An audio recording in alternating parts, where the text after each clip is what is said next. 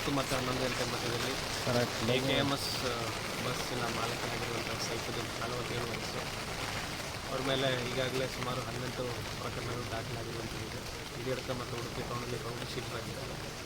2 murder ಕೇಸ್ಗಳಲ್ಲಿ ಆರೋಪಿಸಿದ್ದಾರೆ. ಅವರು ಮೃತಪಟ್ಟಿರುವ ರೀತಿಯಲ್ಲಿ ಅವರ ಮನೆಯಲ್ಲಿ ಕಂಡು ಬಂದಿದೆ.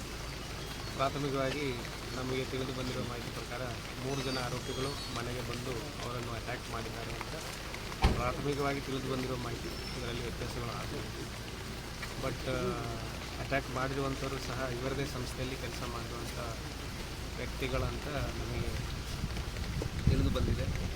ಯಾವ ಕಾರಣಕ್ಕೆ ಮತ್ತು ಯಾರು ಭಾಗವಹಿಸಿದ್ದಾರೆ ಮತ್ತು ಅವರ ಪಾಡಿಗೆ ಮಾಡಿದ್ದಾರೆ ಅಥವಾ ಅವರ ಹಿನ್ನೆಲೆಯಲ್ಲಿ ಅವರ ಹಿಂದುಗಡೆ ಯಾರಾದರೂ ಅವರಿಗೆ ಕೊಟೇಶನ್ ರೀತಿಯಲ್ಲಿ ಅಥವಾ ಯಾವುದಾದ್ರೂ ರೀತಿಯಲ್ಲಿ ಅವರಿಂದ ಕೆಲಸ ಮಾಡಿಸಿದ್ದಾರೆ. ಇವೆಲ್ಲ ನಾವು ಆರೋಪಿಗಳನ್ನು ವಶಕ್ಕೆ ತಗೊಂಡಾದ ಮೇಲೆ ತನಿಖೆಯಲ್ಲಿ ಮುಂದೆ ಯಾವ ರೀತಿ ಹೇಗೆ ಅವರಿಗೆ ಚಾಕು ಮತ್ತು ತಲವಾರಿಂದ ಅಟ್ಯಾಕ್ ಮಾಡಿದ ರೀತಿಯಲ್ಲಿ ಕಂಡು ಬರ್ತಾಯಿದೆ. ಸುಮಾರು ಕಡೆ ಬ್ಲೀಡಿಂಗ್ ಇದೆ. ಸೊ ಮತ್ತು ಈಗ ನಮ್ಮ scene of crime officer forensic science team ಎಲ್ಲ ಬಂದಿದ್ದಾರೆ. ಅವರು ಮತ್ತು ಫರ್ದರ್ ಯಾವ ರೀತಿಯಲ್ಲಿ ಆಗಿರುವಂಥದ್ದು ಈ ಮನೆಯಲ್ಲಿ ಸದ್ಯಕ್ಕೆ ಅವರೊಬ್ಬರೇ ಇರೋದು. ಜನರಲಿ ಈ ಮನೆಯಲ್ಲಿ ಇರಲ್ಲ. ಈ ಮನೆ ಏನು 5-10 ದಿನ ನಂತರ ಶಿಫ್ಟ್ ಮಾಡೋ ಪ್ಲ್ಯಾನಲ್ಲಿ ಇತ್ತು ಅಂತ ನಮಗೆ ಪ್ರಾಥಮಿಕವಾಗಿ ತಿಳಿದು ಬಂದಿದೆ.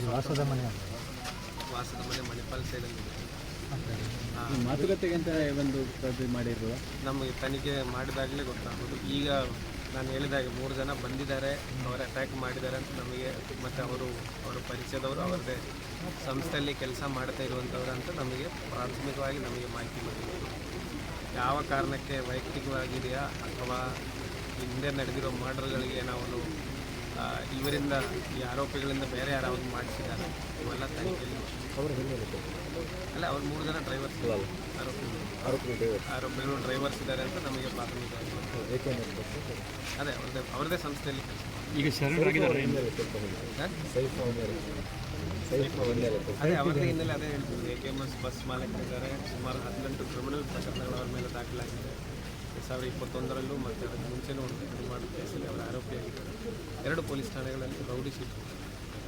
Okay, thank you.